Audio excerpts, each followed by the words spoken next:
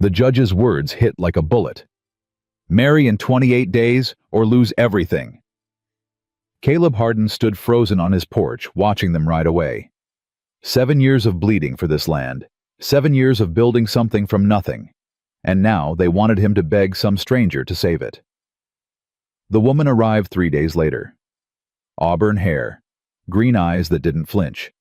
The town called her a spinster, a charity case, an old maid no decent man would touch. Margaret Sinclair called herself a survivor. She was about to prove them all wrong. If you want to see how a forced marriage became the greatest love story Wyoming ever witnessed, stay with me until the end. Subscribe now and drop your city in the comments. Let me see how far this story travels. Now let me tell you how two people who swore they needed no one discovered they needed each other. Okay. The knock came at dawn. Caleb was already awake. Sleep had abandoned him weeks ago, somewhere between the first frost and the growing certainty that this winter would be the hardest yet. He'd been staring at cold coffee when the sound cut through the silence. 3 riders. Judge Crawford's gray gelding in front. Hell. He grabbed his coat and stepped outside before they could knock again. The cold bit into his skin. Wyoming showing her teeth early. Judge. Caleb didn't move from the porch. Whatever you're selling, I ain't buying. Crawford dismounted slow, his joints protesting. 60 years of territorial law had worn grooves into his face. He pulled a folded paper from his coat like a man drawing a weapon. New law, Hardin, passed in Cheyenne last month. Don't care. You will. Crawford's eyes swept over the ranch. The barn Caleb had built, board by board. The corral. The house that had taken 2 winters to finish. All claims over 500 acres require proof of permanent family settlement, marriage, household, roots. Caleb's hands curled into fists. I got roots. Built every inch of this place myself.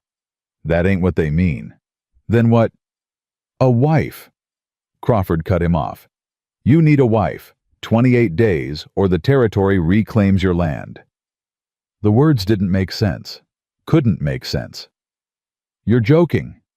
I look like I'm joking. I've worked this land 7 years, paid every fee, filed every. Don't matter. Crawford held out the paper. Politicians in Cheyenne decided single men are speculators. They want families, communities, not... He gestured at Caleb. Whatever you are. I'm a rancher. You're unmarried, same thing to them. Caleb snatched the document. Read it twice. The words blurred together: permanent settlement, family establishment, forfeiture upon non-compliance. This is insane. This is the law. Then the law is wrong. Maybe so. Crawford mounted his horse. But it's still the law. 28 days, Hardin. Find yourself a wife or find yourself a new life. They rode off. Caleb stood on his porch until he couldn't see them anymore. Until the cold seeped through his coat and into his bones. Until the paper in his hand crumpled from how hard he was gripping it. 7 years. 7 years of bleeding and sweating and freezing.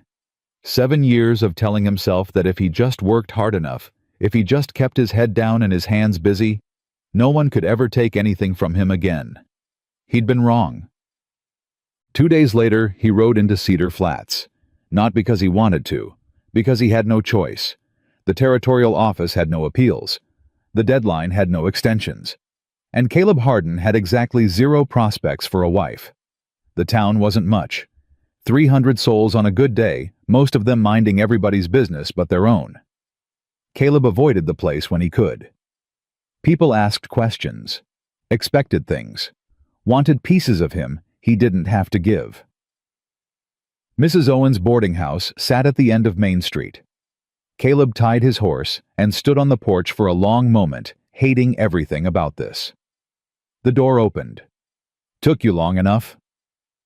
Harriet Owens was 60 if she was a day built like a fence post and twice as stubborn. Figured you'd show up yesterday. News travels. Always does. Her eyes measured him. You hear about the Sinclair woman? Maybe. Maybe ain't good enough. She's got other options, you know. Tom Garrett came sniffing around yesterday. So did Pete Morrison. Tom Garrett beat his last wife. Pete Morrison was 53 and missing most of his teeth. I ain't like them. Prove it. Mrs. Owens stepped aside. Parlor's through there. Don't waste her time. Caleb walked in. The parlor was small and stuffy, crammed with furniture that looked like it would break if you breathed on it. He stood by the window, too restless to sit, turning his hat in his hands. Footsteps. Light but deliberate. Mr. Harden? He turned. She wasn't what he expected. None of the softness he associated with Eastern women. No simpering. No downcast eyes. Margaret Sinclair stood in the doorway like she owned it, tall and straight-backed, with auburn hair pulled back tight and eyes the color of new leaves. 28, Crawford had said. Old Maid, the town whispered. Looking at her now, Caleb couldn't figure out why. Miss Sinclair? Mrs. Owens explained your situation. She walked into the room without waiting to be invited. Sat in one of the fragile chairs like it was a throne. You need a wife to keep your land. I need a place to survive the winter. She thought we might find common ground. Direct, no games. Caleb felt something shift in his chest. Respect, maybe, or relief. That's about the size of it. Then let's discuss terms. Terms. You didn't think I'd agree to marry a stranger without conditions. One eyebrow rose. Sit down, Mr. Harden. You're making me nervous. He sat. The chair groaned under him. I'll be straight with you, Caleb said. I need a legal wife. Someone to satisfy the territory's requirements. I ain't looking for romance or whatever else marriages are supposed to be. I'm looking for a solution. And what do I get out of this solution? A home, food, shelter from winter. My ranch is solid. House is warm. You'd have your own room, your own space. My own room. Margaret's voice was flat. A marriage in name only. That's the idea. And after, once the legal requirements are met, then we figure out what works. You want to stay, you stay. You want to leave. I'll give you enough to start over somewhere else. Silence stretched between them. Margaret's fingers tapped against her knee. Once, twice. Mr. Harden, why should I trust you? You shouldn't. The honesty surprised him as much as her. You don't know me. I don't know you. Trust ain't part of this deal. Then what is survival? He leaned forward. Look, I ain't gonna pretend this is anything but desperate. I need to keep my land. You need somewhere to live. We can help each other, or we can both freeze this winter. Your choice. Margaret studied him. Those green eyes seeing too much. You're not what I expected, she said finally. Neither are you. What did you expect? Someone grateful. Someone who'd jump at the chance to be rescued. Her laugh was short and sharp.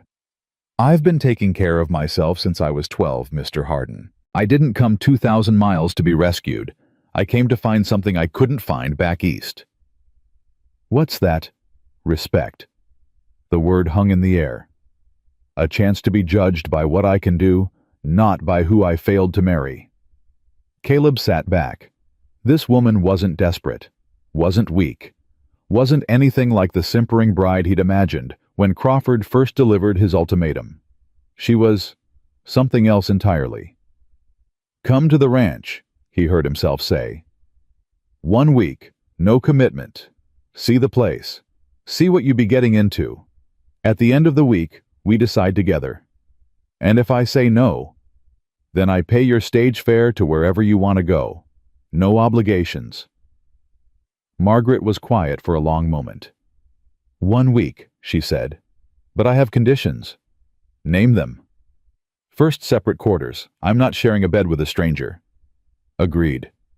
Second, I want to see your financial records. If I'm tying myself to your property, I need to know what I'm tying myself to. He hesitated. Those records were his business. His alone. Agreed, he said anyway. Third, she stood and he stood with her. I'm not a housekeeper, not a servant, not a decoration. If I agree to this marriage, it's as your partner.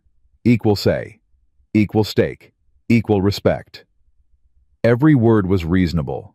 Every word also felt like giving up control. Caleb extended his hand. Deal. Margaret took it.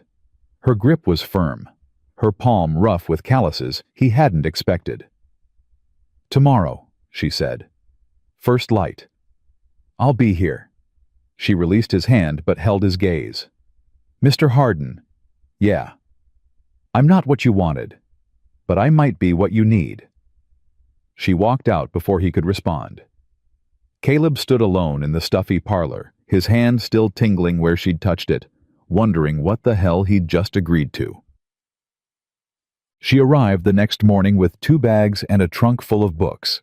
Caleb had expected complaints about the cold, about the rough wagon, about the emptiness stretching in every direction.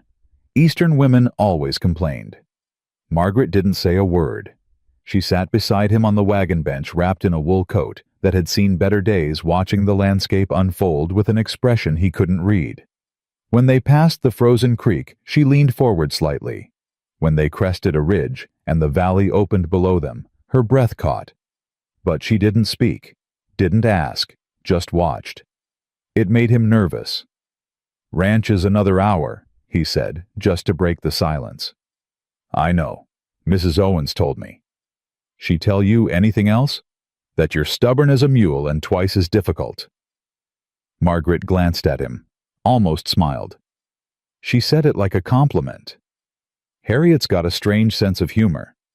She said you built this ranch yourself, that you arrived 7 years ago with nothing but a horse and $100 and turned empty land into something real. She talks too much. She admires you. Margaret pulled her coat tighter against the wind. So do I, if that matters. Most men inherit what they have. You built yours from scratch. That takes something. Caleb didn't know what to say to that, so he said nothing. When the ranch came into view, he watched her face, couldn't help it. The house sat in its protected hollow smoke rising from the chimney where Sam had kept the fire going. Behind it the barn, the bunkhouse, the corral. Everything Caleb had bled for laid out like an offering. It's solid, Margaret said. He'd expected more. Something like awe or admiration. Instead, he got solid. But she was still looking, still taking it in. And something in her expression suggested that solid might be the highest compliment she knew how to give. Come on. He helped her down from the wagon. I'll show you inside. The house was warm at least. Sam had built the fire up before riding out to check the cattle. Caleb saw the space through Margaret's eyes, the rough furniture, the bare walls, the kitchen with its nearly empty shelves. A bachelor's house. Functional. Empty. Your room's through there, he pointed. I'll bring your trunk. Margaret walked through the space slowly. Her fingers trailed over the table he'd built during his first winter. Paused on the chair that wobbled because he'd never gotten around to fixing it. Stopped at the kitchen, where she opened cupboards and found dust and canned beans and not much else. When did you last eat something that wasn't from a can? I eat fine. That's not what I asked. She turned to face him. Something had shifted in her expression. Something almost like concern. Mr. Harden. Caleb. Caleb. She tested the name. You've been surviving, not living. There's a difference. Surviving's kept me alive this long. And lonely. She said it soft, not an accusation, an observation. This house could be a home. It isn't, not yet. He should have been offended. Would have been from anyone else. But Margaret wasn't attacking him. She was just seeing him. In a way no one had bothered to see him in years. I'll make a list, she said. Supplies we'll need. We can go to town tomorrow. We just came from town. Then we'll go again. She was already moving toward the trunk he'd carried in, pulling out paper and pencil. If I'm going to decide whether I can live here, I need to see what's possible, not just what you've settled for. She disappeared into her room. Caleb stood alone in his own house, feeling like a stranger in it. They went to town the next day, and the day after that. On the third day, Margaret cooked dinner. Caleb came in from checking the fence lines to find the house transformed. The table had been cleared and set properly. The kitchen smelled like something other than dust and regret. And Margaret stood at the stove in an apron she'd brought from Philadelphia, stirring something that made his stomach clench with hunger he hadn't known he felt. "Sit," she said without turning around. He sat. 10 minutes later, she set a plate in front of him. Roast chicken, potatoes mashed with real butter, carrots glazed with honey, bread still warm from the oven. Caleb stared at it. "Something wrong?" Margaret asked. "I ain't eaten like this since—" He stopped, swallowed hard. "Since my mother died." Something flickered across her face. She sat across from him, her own plate more modest. "Eat before it gets cold." He ate. It was the best meal he'd had in 15 years. Maybe the best meal he'd ever had. And it wasn't just the food, it was the warmth of it, the care. Someone had stood at his stove and made something for him, not because they had to, not because he'd paid them, just because. "Thank you," he said when his plate was empty. Margaret nodded. "You're welcome." They sat in silence, but it wasn't uncomfortable. It was something else, something Caleb didn't have a name for. "My aunt used to say that cooking was beneath educated women," Margaret said eventually. "She thought I should spend my time on needlepoint and French. Instead, I snuck into the kitchen whenever I could. The cook taught me everything she knew." "Why?" "Because cooking is useful." Margaret's fingers traced the edge of her cup. "You can survive on theory and education and proper manners, but you can't eat them. I wanted to know how to do things. Real things. Things that mattered." "You learned." "I learned." She looked up at him. "And now I'm here, in Wyoming, cooking dinner for a stranger who might become my husband. Strange how things work out." "Strange," she agreed, "but not always bad." After dinner, she washed the dishes. Caleb dried. They moved around each other in the small kitchen, not quite touching, hyper-aware of every near miss. "I should warn you about something," Margaret said, her hands still in the soapy water. Caleb tensed. "What?" "I looked at your account books today, while you were out." He should have been angry, should have felt violated. But her voice held no apology, and he found he didn't want one. "And someone's been stealing from you." The words landed like a punch. "What?" "Small amounts. Regular intervals. Feed. Supplies. Medical equipment for the horses." She dried her hands and walked to the table where she'd laid out his ledgers. "See this, you bought 200 pounds of feed in October. Used 130 by your own notes. That's 70 pounds missing. Could have used more than I wrote. Once maybe, but the pattern repeats, over and over for months.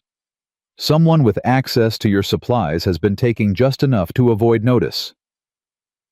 Caleb's jaw tightened. "Billy Crane." "Who?" "Hand I hired last spring. Worked roundup, knows the property, knows where I keep things." "Would he have reason to steal from you?" "Don't need a reason, just opportunity."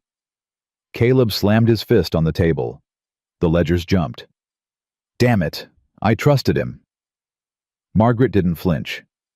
"Trust isn't the problem. Your bookkeeping is. You've been so focused on the physical work that you never noticed what was walking out the door." "So this is my fault?" "No." Her voice softened. "But it's your responsibility to fix, and you can't fix what you can't see." She was right. He hated that she was right. "Show me," he said. "Show me everything." For the next 2 hours, Margaret walked him through his own finances, showed him how to track inventory properly, how to separate personal expenses from ranch business, how to spot patterns that meant problems. She did it without condescension, without making him feel stupid. Just clear, patient explanation, treating him like someone capable of learning. By the end, Caleb's head was spinning, but he understood. "You'll need to check the cattle tomorrow," Margaret said, closing the last ledger. "If someone's stealing supplies, they might be stealing stock too. I'll ride out at first light." "We'll ride out." She met his eyes. "If I'm going to be part of this ranch, I need to see all of it." "We, not you. We." "You ride." "Since I was 7. Something like a smile crossed her face. "I'm full of surprises, Caleb." "I'm starting to notice." They found the missing cattle the next afternoon. Or rather, they found where the missing cattle had been, a section of fence cut clean and hastily repaired, tracks leading southeast toward rough country, and 15 fewer head than Caleb's count said he should have.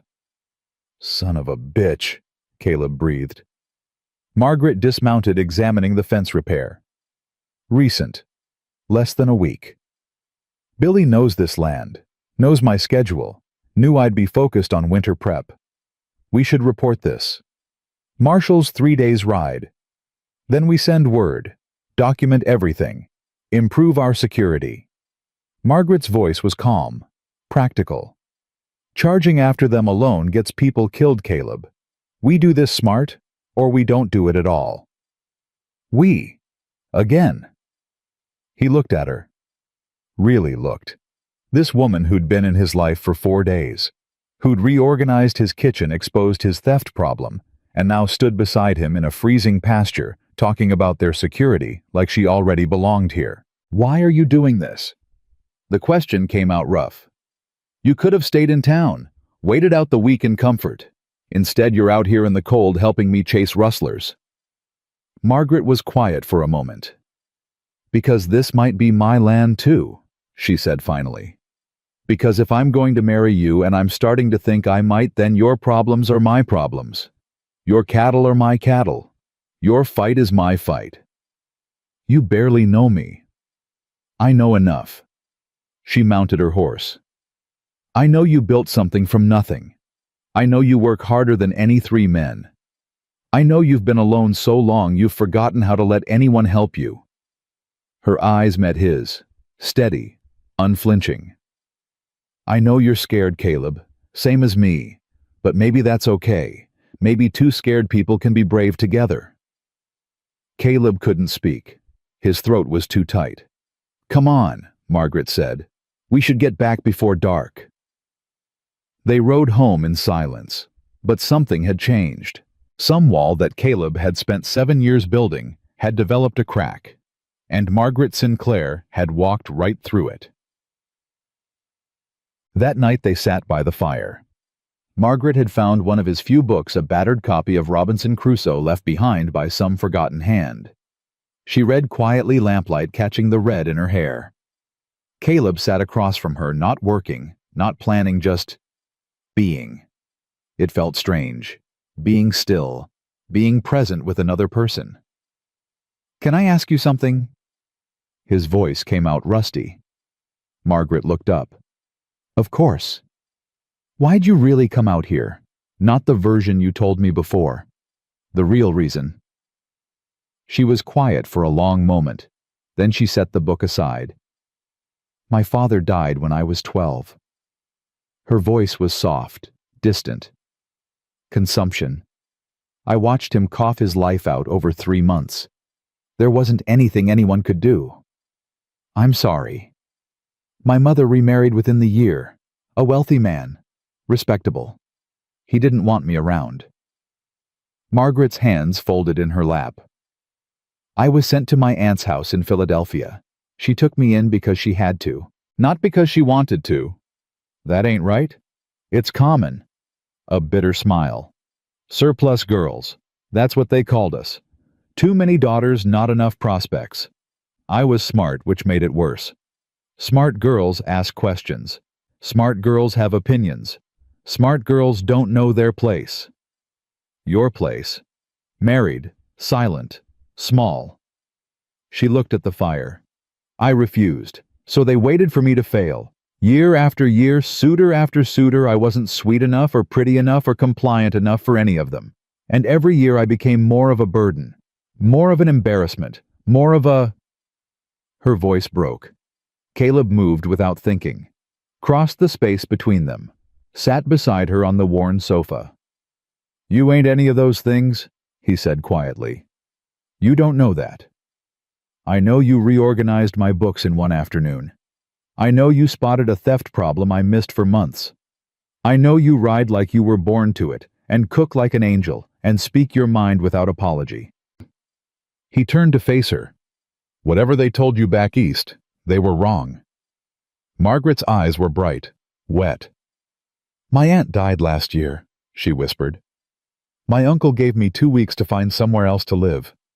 I used every penny I'd saved to buy a ticket west. I didn't have a plan. I just knew I couldn't stay there anymore. Couldn't spend another year being told I was too much and not enough at the same time. So you came here." "So I came here." She laughed shaky and thin. "To marry a stranger in the middle of nowhere. Some escape." "Could be worse." Caleb's hand found hers. Her fingers were cold. He wrapped them in his own. "Could be Tom Garrett." A startled laugh escaped her. "Mrs. Owens warned me about him." "Smart woman." They sat in silence. The fire crackled. The wind howled outside. And somewhere in the quiet, something settled between them. An understanding. A recognition. Two people who'd been told they were too difficult to love finding shelter in each other. Caleb. "Yeah. I think I want to stay." His heart stuttered. "You sure?" "No." She turned to look at him. "I'm terrified. But I've been terrified my whole life, and running from it never helped. At least here I'd be terrified with someone. That's more than I had before. I ain't easy to live with. Neither am I. I don't know how to be married.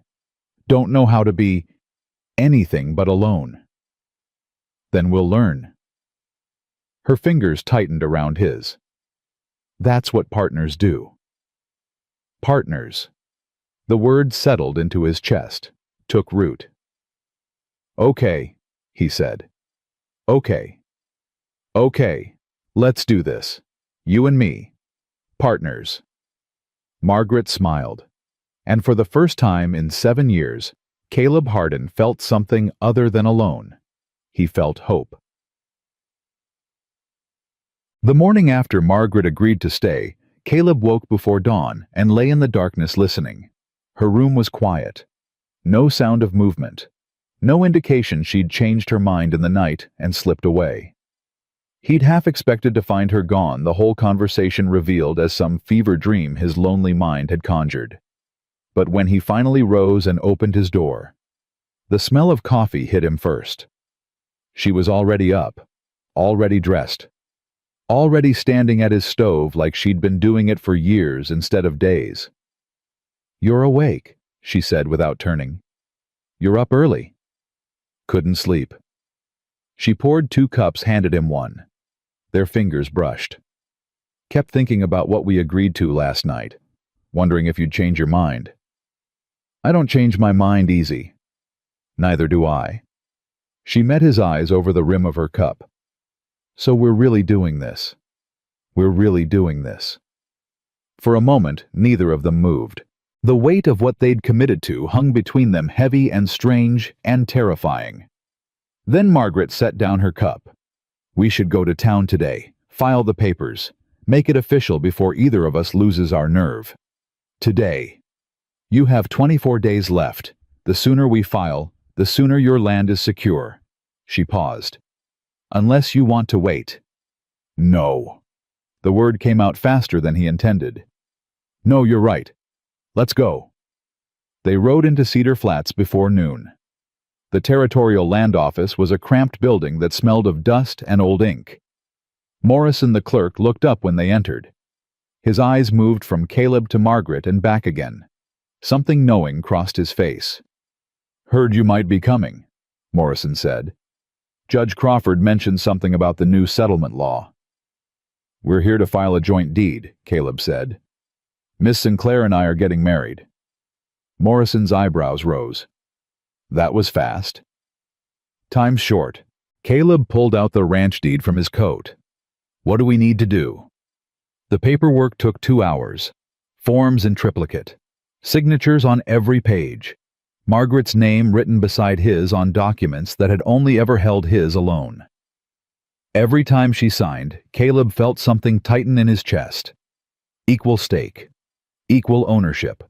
Half of everything he'd built now legally hers. It should have felt like loss. Instead, it felt like relief.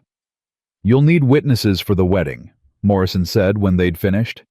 And a minister. Reverend Whitmore's the only one in town. We'll talk to him next. One more thing. Morrison leaned forward. This deed transfer makes Miss Sinclair co-owner effective immediately.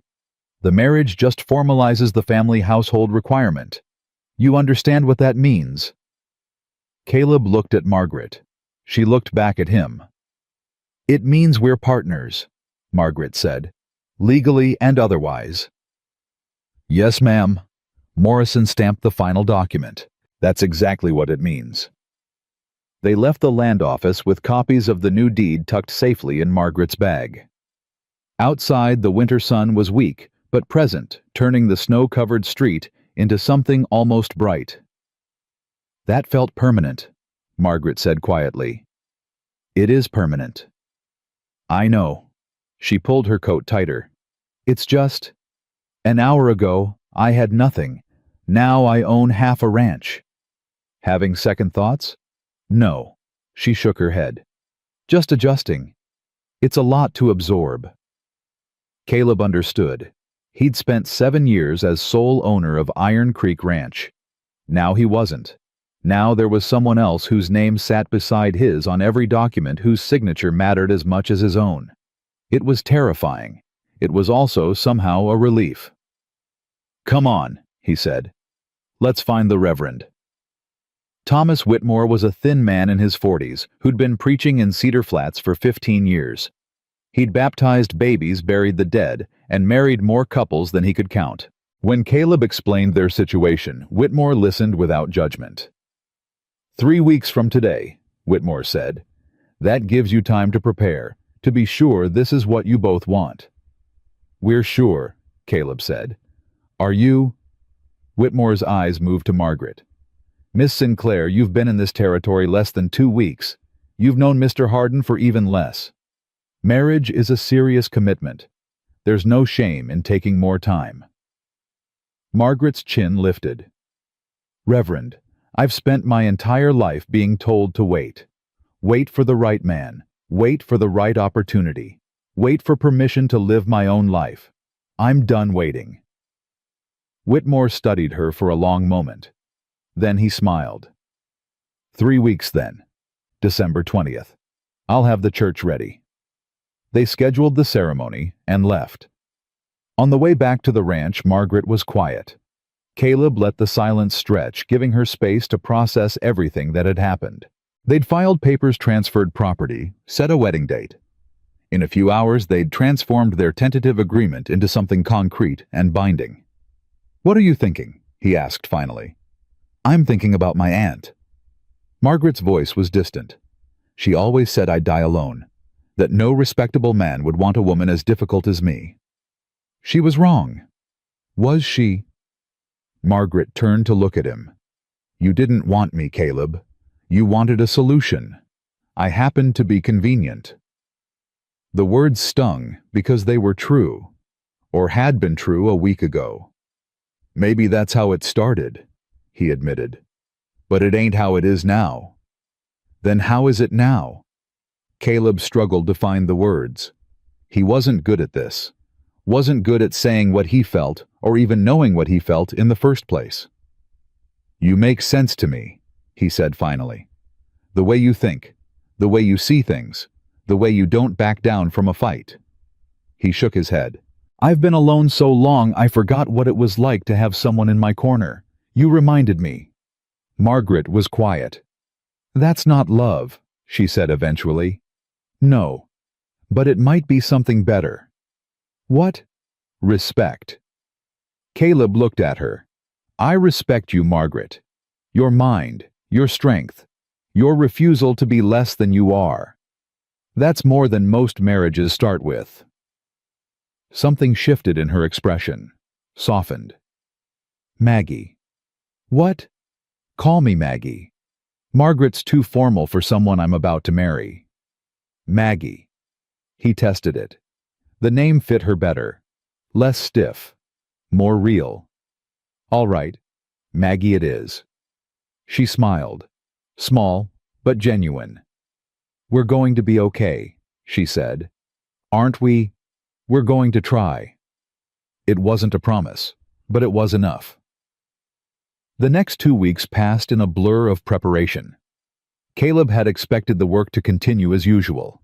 Instead, Maggie transformed everything she touched. The house became cleaner, more organized, more like an actual home instead of a place to sleep between chores.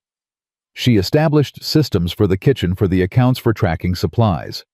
She learned the property riding out with him every day until she knew the fence lines and water sources as well as he did. But more than that, she changed the rhythm of his life. Meals became something to look forward to instead of just fuel. Evenings became quiet hours by the fire instead of lonely stretches of darkness. Conversations became exchanges of ideas instead of silence, broken only by necessary words. Caleb found himself talking more than he had in years. About the ranch. About his plans for expansion. About the fears that kept him awake at night and the dreams he'd almost stopped believing in. And Maggie listened. Not with the polite disinterest he'd expected from an Eastern woman, but with genuine attention. She asked questions, offered suggestions, challenged him when she thought he was wrong. It was disconcerting. It was also exhilarating. You're different than you were, Sam observed one afternoon. They were mending fence together, the cold biting through their gloves.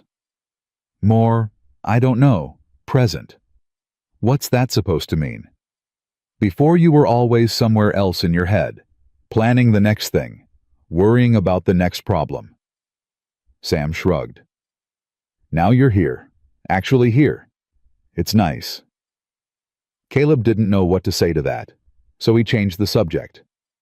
But that night, lying awake in his bed, he thought about Sam's words. Present. He hadn't been present in years.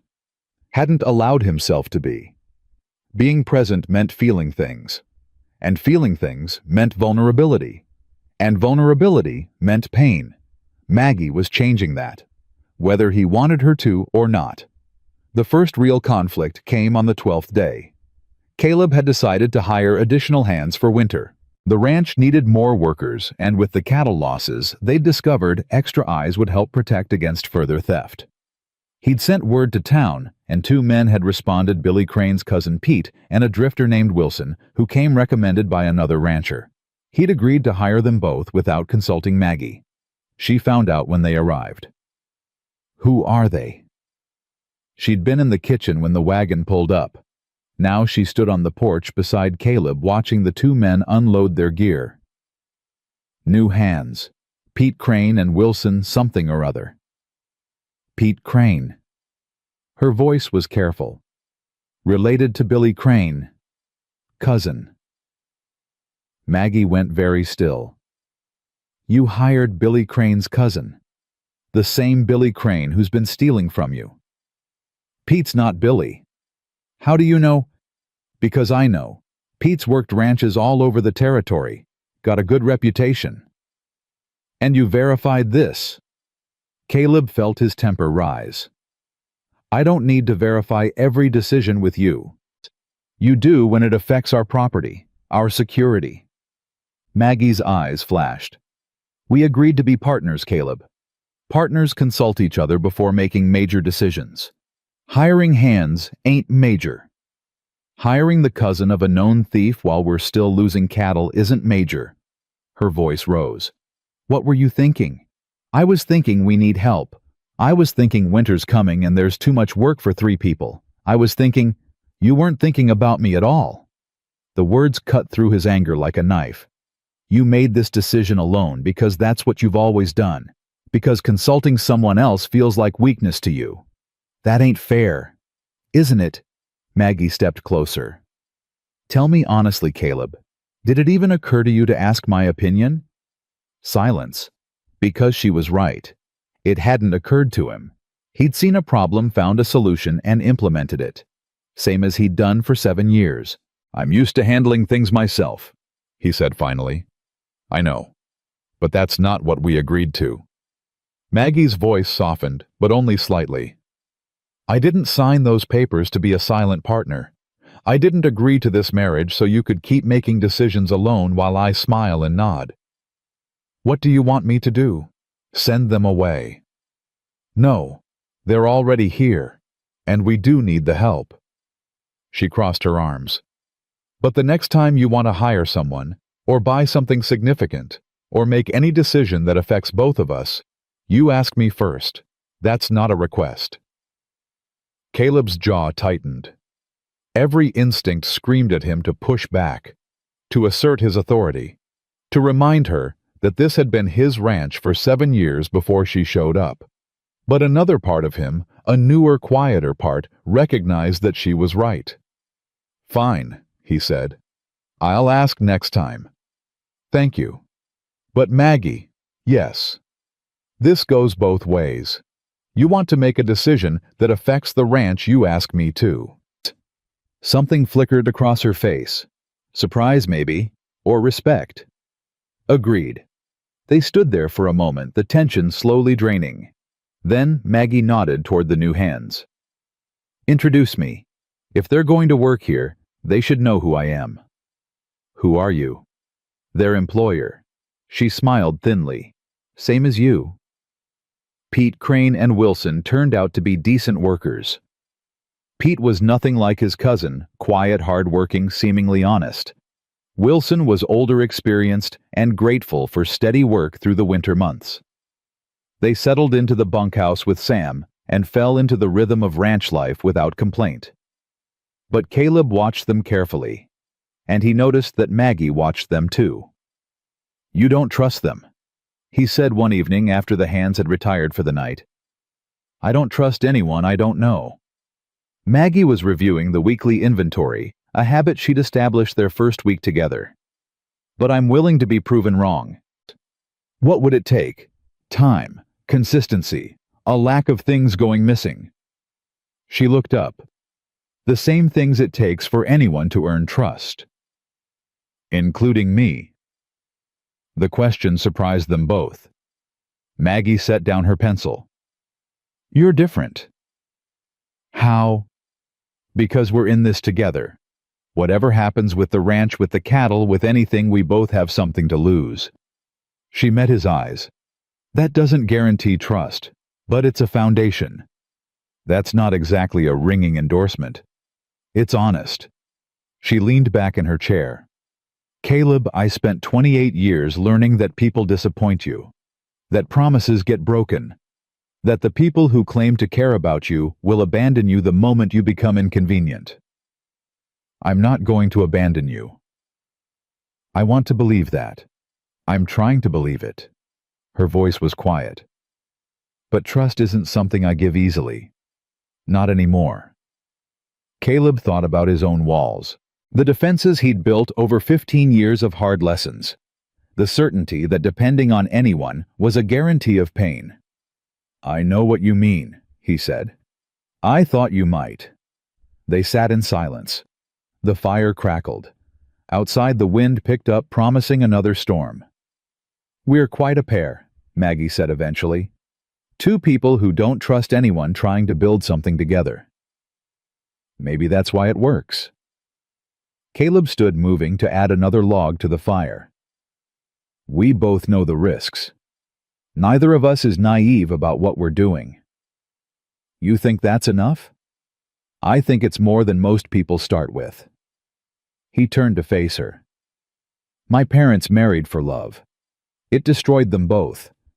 At least we're going in with our eyes open. That's either very wise or very sad. Probably both. Maggie laughed. Soft and unexpected, it transformed her face into something almost beautiful. Probably both. she agreed. The wedding was 5 days away when the storm hit. Not the blizzard that would come later, that was still weeks off. This was a warning shot. 2 days of heavy snow that blocked the roads and trapped everyone indoors. Caleb spent the first day checking on the cattle with Sam, and the new hands making sure the herd was sheltered and fed. By the time he came back to the house frozen to the bone and exhausted, Maggie had hot coffee waiting and a fire blazing. "You look half dead," she said. "Feel it." He collapsed into a chair by the fire, too tired to move. "Lost 3 head in the north pasture. Couldn't find them in the drifts." "I'm sorry." "Part of the business." He closed his eyes. "Storm should break tomorrow. We'll search for them then." Maggie was quiet. He heard her move around the kitchen, heard water being poured, heard the soft sounds of domestic activity that had become familiar over the past 2 weeks. Then he felt warmth on his hands. He opened his eyes. She was kneeling beside him, pressing a hot cloth against his frozen fingers. "You'll get frostbite if you're not careful," she said. "I've survived worse." "That's not the point." She didn't look up. "The point is, you don't have to survive alone anymore." The words hit him harder than he expected. "Maggie, don't." She finally met his eyes. "Don't tell me you're fine. Don't tell me you don't need help. Don't push me away because accepting care feels like weakness." "I wasn't going to." "Yes, you were. I can see it in your face." Her hands tightened around his. "We're getting married in 5 days, Caleb. 5 days. And you're still acting like you have to handle everything yourself. Old habits. Then break them." Her voice was fierce. "I'm here. I'm staying. Let me help you." For a long moment, Caleb couldn't speak. Something was cracking inside him. Some wall he'd spent 15 years building finally giving way. "I don't know how," he admitted. "Don't know how to let someone in. Don't know how to need anyone." "Then learn." Maggie's expression softened. "I'll teach you. Same as you're teaching me about the ranch." "What if I fail?" "Then we try again." She squeezed his hands. "That's what partners do." Partners. The word had become something else between them. Not just a business arrangement. Not just a legal convenience. Something more. Something that felt dangerously like hope. "Okay," Caleb said quietly. "I'll try. That's all I'm asking." She released his hands and stood. "Now eat something before you fall asleep. I made stew." He ate. She sat across from him, not eating herself, just watching, making sure he finished. Taking care of him in ways no one had in 15 years. When he finally pushed back from the table, exhausted but warm, he found words he hadn't planned to say. "I'm glad you came here." Maggie looked up, surprised. "To Wyoming. To my ranch. To my life." Caleb held her gaze. "However this started, whatever brought us together, I'm glad you're here." Something shifted in her expression. Something that looked almost like tears. "I'm glad too," she whispered. The storm broke the next day. Caleb found 2 of the missing cattle alive, huddled in a ravine, cold but unharmed. The third was gone, probably taken by wolves. A loss, but not a disaster. He rode back to the ranch house feeling lighter than he had in weeks. The storm had passed. The wedding was in 4 days. And for the first time in his life, Caleb Hardin was actually looking forward to not being alone. Maggie was waiting on the porch when he arrived. "You found them." 2 of 3. He dismounted. "Better than I expected." "Good." She stepped forward, and for a moment he thought she might embrace him. Instead, she handed him a letter. "This came while you were out. Ryder from town." The envelope was official-looking, territorial seal. Caleb tore it open. His blood went cold. "What is it?" Maggie's voice was sharp. "Caleb, what's wrong?" He handed her the letter without speaking. Her eyes scanned the page. He watched the color drain from her face. "They're challenging the deed transfer," she said slowly. "Someone filed a complaint. They're claiming the joint ownership was fraudulent, that you transferred property to avoid the settlement requirements without a genuine marriage. We're getting married in 4 days. That's what they're counting on. Maggie's hands were shaking. They want to stop the wedding, prove it's a sham, take the land before we can establish a legitimate household. Who? Caleb's voice was deadly quiet. Who filed this? Maggie turned the page over. Her jaw tightened. Jacob Thornton. The name hit like a blow. Thornton owned the ranch south of Caleb's property. He'd tried to buy Iron Creek twice before offering well below market value. Both times Caleb had refused. He's been wanting this land for years, Caleb said. If he can prove the marriage is fraudulent, if he can get the deed transfer reversed, he gets a chance to buy it at auction. Maggie finished. Probably for a fraction of what it's worth. Rage built in Caleb's chest, hot and dark and dangerous. I'll kill him. No. Maggie grabbed his arm. That's exactly what he wants. You lose your temper, do something stupid, and he uses it against you. What am I supposed to do? Let him take everything? No. We fight back. Her grip tightened. We get married, not in 4 days tomorrow, before he can do anything to stop us. We establish our household document, everything proved that this is real. Tomorrow? Can you think of a reason to wait? Caleb looked at her. This woman he'd known for 2 weeks. Who'd walked into his life and changed everything? Who was standing beside him now, ready to fight for land she hadn't even known existed a month ago? No, he said. I can't think of a single reason. Then we ride to town. Now. Find the Reverend. Get married tonight if we have to. Maggie. He caught her hand, held it. Are you sure about this? I'm sure about us. Her eyes were steady. Whatever this started, as it's real now. At least to me. To me too. Then let's go make it official.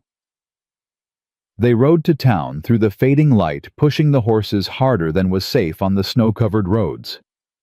By the time they reached Cedar Flats, the sun was setting and the temperature was dropping fast. Reverend Whitmore answered his door with a Bible in one hand and a look of concern on his face. Mr. Hardin, Miss Sinclair, is something wrong? We need to get married, Caleb said. Tonight. Whitmore's eyebrows rose. Tonight, the ceremony was scheduled for... Plans changed. Maggie stepped forward. Please, Reverend. It's important. Something in her voice must have convinced him. Whitmore studied them both for a long moment, then nodded. Come inside. I'll send for witnesses. The ceremony took 20 minutes. Mrs. Owens served as witness along with the shopkeeper and his wife. They stood in the Reverend's small parlor surrounded by candles and the smell of wood smoke, while Whitmore spoke the words that would bind them together. Caleb barely heard any of it. He was too focused on Maggie, on her hand in his, on the steadiness of her voice when she said, I do. On the way, she looked at him when Whitmore pronounced them husband and wife, like she was seeing something she hadn't expected to find. You may kiss the bride, Whitmore said. They hadn't discussed this, hadn't planned for it. Caleb looked at Maggie. She looked back. Then she reached up, touched his face, and kissed him. It was brief, soft, chaste even, but it changed everything. Well then, Mrs. Owens said, dabbing at her eyes. That's done. Now what? Now what indeed? They signed the marriage certificate. Caleb's hand was steadier than he expected. Maggie's signature was firm and clear beside his. Husband and wife, partners in every sense that mattered. Thank you, Caleb told Whitmore, for doing this on short notice. Congratulations to you both. The Reverend's eyes were kind. Whatever brought you to this moment, I hope you find happiness in each other. We will? Maggie said, and for the first time Caleb believed it might be true. They rode back to the ranch in darkness. The cold was brutal, the road treacherous, but neither of them suggested stopping. They needed to be home, needed to be on their land in their house, starting their life together. When the ranch house finally came into view, Caleb felt something loosen in his chest. Home. For the first time in 7 years, the word meant something more than just a place to sleep. "We did it," Maggie said quietly. "We did. Thornton can't stop us now." "No, he can't." They dismounted in front of the house. Caleb took the horses to the barn, while Maggie went inside to start the fire. By the time he returned, the house was warm, and coffee was brewing. Maggie stood by the window looking out at the darkness. "Maggie." She turned. In the lamplight, her face was unreadable. "I keep waiting for something to go wrong," she said. "For someone to show up and tell us it doesn't count. That we're not really married. That none of this is real." Caleb crossed to her, took her hands. "It's real," he said. "You're my wife. This is our home. Nothing can change that now." "I want to believe you." "Then believe me." He pulled her closer. "I'm not good at this, Maggie. I don't know how to be married. Don't know how to be anything but alone. But I'm going to try. I'm going to try every single day to be the partner you deserve. That's all I need." Her voice was thick. "Just try. That's all I'm asking." "I will." She leaned into him. He wrapped his arms around her. They stood there in the quiet, two people who'd started as strangers and become something else entirely. Husband and wife. Partners. Maybe someday something more. "We should get some sleep," Maggie said eventually. "Tomorrow's going to be complicated." "Yeah." Caleb released her slowly. "About the sleeping arrangements." "One step at a time." She touched his face. "We have all winter to figure out the rest." "Okay." "Okay." She went to her room. He went to his. But for the first time, the walls between them felt less like barriers and more like temporary measures. Something that would change eventually when they were both ready. For now, it was enough. They were married. They were partners. They were together. And whatever Thornton threw at them next, they would face it side by side. Thornton came 3 days after the wedding. Caleb was in the barn when he heard the horses. 4 riders moving fast. He grabbed his rifle and stepped outside just as they crested the ridge. Jacob Thornton rode in front. 50 years old, silver-haired, dressed like he was going to church instead of crossing frozen territory. Behind him rode 3 men Caleb didn't recognize. Hard faces, hired muscle. Hardin. Thornton pulled up 20 feet from the barn. His smile didn't reach his eyes. "Heard you got married in a hurry. Thought I'd come offer my congratulations. You can turn around and offer them from your own property." Now that's not very neighborly. Thornton dismounted slowly, deliberately. "Especially when I came all this way to discuss business. We got no business. That's where you're wrong." Thornton pulled a folded document from his coat. "I filed a challenge against your deed transfer. Judge Crawford's reviewing it now. If he finds the marriage fraudulent, everything you signed over to your wife reverts to territorial control. Marriage ain't fraudulent. We're legally wed." "Are you?" Thornton stepped closer. "Because from what I hear, you met that woman 2 weeks before the wedding. Never courted her. Never so much as bought her dinner. Just signed papers and called it love. What we call it ain't your concern. It is when it affects my interests." Thornton's voice hardened. "I've wanted this land for 5 years, Hardin. Made you fair offers. You refused. Now you're trying to game the system with a sham marriage, and I intend to prove it." The front door opened. Maggie stepped onto the porch. She wore a simple dress, her hair pinned up, her expression calm. But Caleb saw the steel beneath the surface. "Mr. Thornton," she said, "I don't believe we've been introduced." Thornton's eyes swept over her, dismissive, calculating. "Mrs. Hardin, I presume. The Philadelphia spinster who somehow became a rancher's wife overnight." "The same." Maggie descended the steps. I understand you filed a complaint against our marriage. Against the deed transfer. The marriage is just a symptom. A symptom of what? Desperation. Fraud.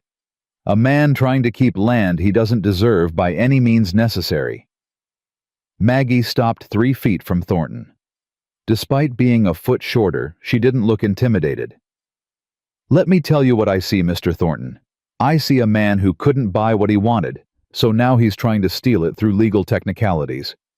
I see a coward who hides behind paperwork instead of honest competition. Thornton's face reddened. You don't know what you're talking about. I know exactly what I'm talking about. I reviewed the county records. You've filed similar challenges against 3 other ranchers in the past decade, won 2 of them, bought their land at auction for pennies on the dollar. Maggie's voice was ice. That's not business, Mr. Thornton. That's predation. You little... Careful. Caleb stepped forward, rifle still in his hands. That's my wife you're talking to. Thornton's eyes darted between them. The 3 men behind him shifted hands, moving toward their weapons. This isn't over, Thornton said finally. The judge will see through your little arrangement, and when he does, I'll be waiting. You do that. Maggie didn't blink. But know this, we're not going anywhere. This is our land, our home, and we'll fight for it with everything we have. Thornton mounted his horse, looked down at them with contempt. Enjoy it while it lasts. They rode away. Caleb didn't lower his rifle until they disappeared over the ridge. Then he turned to Maggie. That was either very brave or very stupid. Probably both. Her composure cracked slightly. I've been wanting to say that to a man like him my entire life. You did good. I'm shaking. She held up her hands. They trembled visibly. I've never stood up to anyone like that before. Caleb set down the rifle and took her hands, steadied them. You were magnificent. I was terrified. Same thing sometimes. She laughed, shaky but real. What happens now? Now we prepare. Thornton ain't going to stop. He'll keep pushing until he gets what he wants, or we make him stop. How do we make him stop? Caleb thought about the 3 hard-faced men, about Thornton's connections in the territory, about all the ways a determined enemy could make their lives hell. I don't know yet, he admitted. But we'll figure it out. Together. The next week was tense.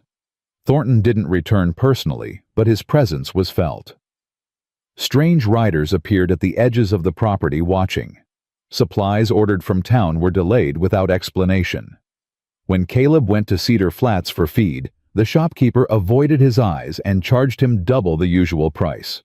Thornton's got people scared, Sam reported one evening. Half the town owes him money or favors. They're not going to risk his anger by helping us. What about the marshal? 3 days ride, same as always. And Thornton's got friends in the territorial government. Any complaint we file will take months to process. Caleb slammed his fist on the table. So we just wait. Let him squeeze us until we break. We don't break. Maggie's voice cut through his anger. We adapt. How? We become self-sufficient. Reduce our dependence on town. Stock up on everything we need to survive the winter without outside help. She was already making notes. We have cattle for meat. I can stretch the supplies we have. The hands can hunt for supplemental food. That's survival, not a solution. Survival is the first step. Solutions come later. Maggie looked up. Thornton wants us desperate, wants us to make mistakes. The best thing we can do right now is deny him that satisfaction. She was right. Caleb knew she was right, but the helplessness ate at him. He'd spent 7 years building this ranch through sheer force of will. Now, some rich man with political connections was trying to take it, and there was nothing Caleb could do except hunker down and wait. It went against every instinct he had. There's something else, Maggie said quietly. Something I didn't want to mention in front of the others. What? The cattle losses. They've increased. Caleb's blood went cold. How much? 20 head in the past week. Not natural losses theft. Someone's cutting the fences at night driving cattle south. Billy Crane. Probably. But I think Thornton's behind it. The timing's too convenient. Maggie's jaw tightened. He's trying to bleed us dry. Make the ranch worthless before he can take it. Son of a bitch. Exactly. Caleb paced the room. 20 head. At current prices, that was a significant loss. Another month like this, and they'd be in real trouble. We need to catch them, he said. Get proof that Thornton's involved. Then we take it to the marshal, the judge, anyone who will listen. How we can't watch the entire property every night. We don't need to watch all of it, just predict where they'll strike next. Caleb grabbed the map of the property he kept on the wall. They've been hitting the eastern pastures. The fence line there is hardest to monitor, too far from the house, too much rough terrain. So we move the cattle. Or we let them think we're not paying attention. Set a trap. Maggie studied the map. That's dangerous. If they're working for Thornton, they might be armed. They're definitely armed, but we're not helpless either. Caleb traced the eastern fence line with his finger. There's a natural choke point here where the ravine narrows. If they're driving cattle out, they have to come through there. We could set up a watch, catch them in the act. We'd need more than just you, and the hands. Sam's reliable. Pete and Wilson I'm less sure about, but we don't have a choice. Maggie was quiet for a moment. Then she straightened. I'm coming with you. Maggie. Don't. Her voice was sharp. Don't tell me to stay home where it's safe. We're partners, remember. Your fights are my fights. This isn't about partnership. It's about not getting you killed. And what about getting you killed? You think I'll just sit here waiting to find out if my husband's been shot? Her eyes blazed. I can ride. I can shoot. I'm not deadweight, Caleb. I never said you were. Then stop treating me like something fragile. I survived 28 years of people telling me I wasn't strong enough, smart enough, good enough. I didn't come all this way to be protected from my own life. The words hit hard. Caleb looked at this woman, his wife, and saw something he'd missed before. Not just intelligence or determination, but a fierce, desperate need to prove herself. To be seen as capable. To matter. The same need that had driven him to build this ranch from nothing. Okay, he said quietly. You come. But you stay behind me, and if things go bad, you run. No arguments. I can agree to those terms. I mean it, Maggie. If something happens to me, the ranch needs you. Don't throw that away trying to be a hero. Something softened in her expression. Nothing's going to happen to you. You don't know that? No. She crossed to him, took his hand. But I choose to believe it anyway. That's what hope is. Hope. Caleb had almost forgotten what that felt like. All right, he said. Tomorrow night. We set the trap. They planned through the evening. Sam would take position on the ridge above the choke point. Caleb and Maggie would wait in the ravine itself, hidden among the rocks. Pete and Wilson would patrol the other fence lines, maintaining the appearance of normal routine. If the rustlers came through the choke point, they'd be trapped. Outnumbered. Forced to surrender or face the consequences. If they came through somewhere else, the whole plan was worthless. It's a risk, Caleb admitted as they finalized details, but I don't see another option. Then we take the risk. Maggie's voice was steady. What's the alternative? Watch them steal everything we have. No, that's not an alternative. Then we do this. That night, they went to bed in their separate rooms. But Caleb couldn't sleep. He lay in darkness, listening to the wind, thinking about everything that could go wrong. Around midnight, he heard movement. His door opened. Maggie. I couldn't sleep either. Her voice was soft in the darkness. I keep thinking about tomorrow. About what might happen. We'll be okay. You don't know that. He heard her move closer. Felt the bed shift as she sat on its edge. Caleb, I need to tell you something. in case tomorrow goes wrong. Nothing's going to... Please, let me say this. He fell silent. When I agreed to marry you, I told myself it was practical, a business arrangement. Two people helping each other survive. Her hand found his in the darkness. But it stopped being that. Somewhere between the first night and now it became something else. Something I wasn't expecting. Maggie, I care about you. The words came out rushed, almost desperate. Not just as a partner or a husband of convenience. I actually care. About you, about us, about whatever this is becoming. Caleb's heart was pounding. I care about you too. You don't have to say that just because I'm not just saying it. He sat up, finding her face in the darkness. Maggie, I spent 15 years convincing myself I didn't need anyone, that being alone was safer than risking pain. Then you showed up and dismantled everything I thought I knew. I didn't mean to. I know. That's what makes it real. His thumb traced her cheek. I don't know what this is either. Don't know where it's going. But I know I don't want to face tomorrow without telling you that you matter. That whatever happens, meeting you was the best thing that's come from this whole mess. She leaned into his touch. Can I stay here tonight? Just stay. Nothing more. I just don't want to be alone right now. Yeah. His voice was rough. Yeah, you can stay. She lay down beside him. He wrapped his arm around her.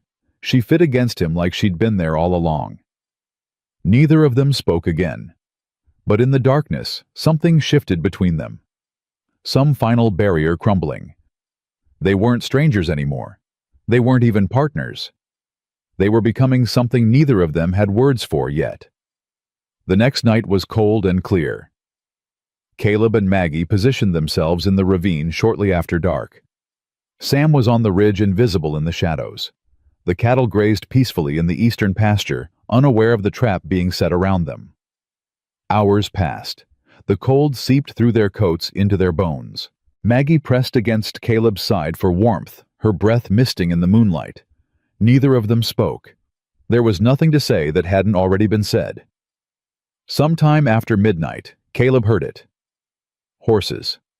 Moving quietly, but not quietly enough. Coming from the southeast. He touched Maggie's arm. She stiffened. 3 riders emerged from the darkness. Caleb recognized Billy Crane in front his cousin Pete's face, a pale blur beside him. Pete, their own hand, working with the rustlers all along. The betrayal burned in Caleb's chest. The riders reached the cattle and began cutting them from the herd. Professional. Efficient. They'd done this before. Caleb waited until they'd committed. Until there was no pretending this was anything other than what it was. Then he stepped from the shadows, rifle raised. That's far enough. Billy Crane's spun hand going for his gun.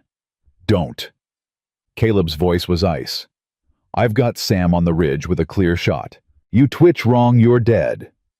Billy's hand froze. Pete's face had gone white. Caleb, I can explain. No, you can't. Maggie emerged beside Caleb, her own weapon drawn. You've been stealing from us since you arrived. We have the records, the fence cuts, the patterns. It wasn't my idea. Thornton paid us good. That's not an explanation. That's a confession. The third rider, a man Caleb didn't recognize, shifted in his saddle. Don't, Sam called from the ridge. I've got a bead on you. The man froze. Here's what's going to happen, Caleb said. You're going to ride with us to town. You're going to tell the marshal everything, who paid you, what you were told to do, all of it. And then you're going to pray I don't shoot you anyway. Thornton will kill us, Billy said. We talk, we're dead men. You don't talk, you're dead men now. Caleb's finger tightened on the trigger. Choose. Billy looked at Pete, at the third rider, back at Caleb. Fine, we'll talk. The ride to town took 4 hours. Caleb kept the prisoners at gunpoint the entire way. Maggie rode beside him, exhausted, but alert. Sam brought up the rear, making sure no one tried to run. They reached Cedar Flats as dawn broke over the mountains. The marshal's office was a small building near the center of town. Marshal Davies, a grizzled man in his 50s, who'd been enforcing territorial law for decades, looked up as they entered. "Hardin, what's this?" "Caught these men rustling my cattle. They're ready to talk about who's been paying them." Davies' eyes widened. Over the next 2 hours, Billy Crane spilled everything. Thornton had hired them months ago, paid them to steal cattle sabotage equipment, do whatever it took to make Iron Creek Ranch fail. The goal was simple: drive Caleb to bankruptcy, then buy the land at auction. Pete corroborated every word. By the time they finished, Davies had enough to arrest Thornton himself. "This won't be simple," Davies warned. "Thornton's got connections, friends in high places. Even with testimony, it could take months to bring charges." "But you can stop him from taking our land." "Yes. This testimony invalidates his challenge against your deed. Whatever else happens, your property is secure." Secure. The word washed over Caleb like warm water. He turned to Maggie. She was swaying with exhaustion, her face pale, but her eyes bright. "We did it," she whispered. "We did." "It's over." "Not quite." Caleb took her hand. "Thornton's still out there, still dangerous, but his main weapon's gone. We're safe for now." "For now." She squeezed his fingers. "That's enough. For now is enough." They rode home as the sun climbed higher. The ranch looked the same as it always did: the house, the barn, the corral, the pastures spreading toward the mountains. But something had changed, something fundamental. It wasn't just land anymore. It was home. Their home. "I need to sleep for a week," Maggie said as they dismounted. "You earned it." "So did you." She turned to face him. "Caleb, thank you." "For what?" "For letting me be part of this. For treating me like a partner.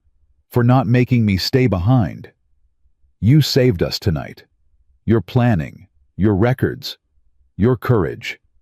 He shook his head. "I couldn't have done this alone." "You're not alone. Not anymore." The words hit differently now, after everything they'd been through, after what they'd said to each other in the darkness. "No," Caleb agreed. "I'm not." She reached up and kissed him, soft, brief, but full of promise. "Let's go home," she said. Home. He liked the sound of that. The peace lasted 12 days. 12 days of quiet, of routine, of falling into patterns that felt almost normal.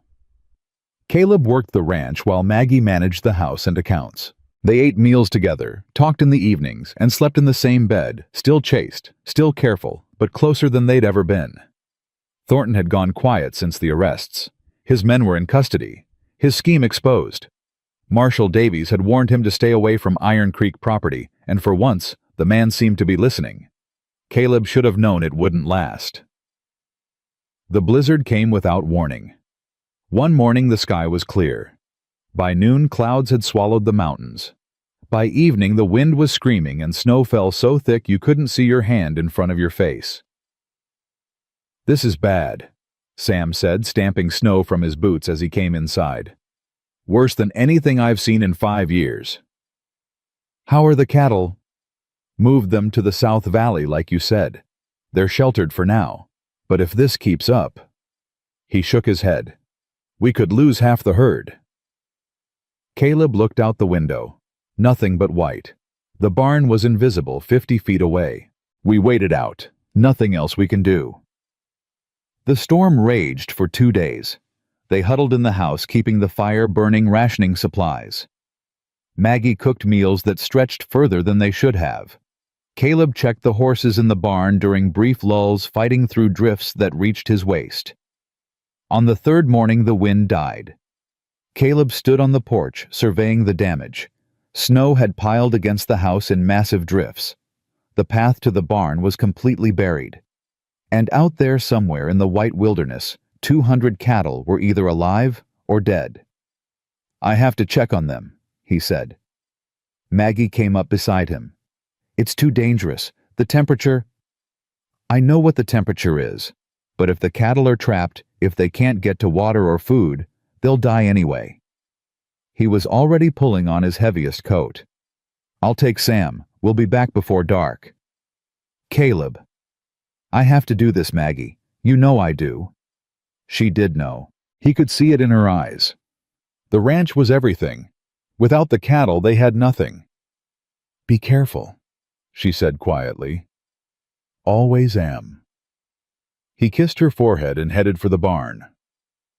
The ride to the South Valley took 3 times longer than usual. The snow was deep, the drifts treacherous. Sam's horse stumbled twice, nearly throwing him. Caleb's own mount was laboring hard by the time they reached the first ridge. There, Sam pointed. The cattle had clustered in the lowest part of the valley, huddled together for warmth. Most were still standing, a good sign. But as they got closer, Caleb saw the bodies. A dozen at least frozen where they'd fallen. Could be worse, Sam said. Could be better. Caleb dismounted, wading through snow to check on the living animals. They were weak but alive, hungry, scared. We need to break a path to the creek. Get them water.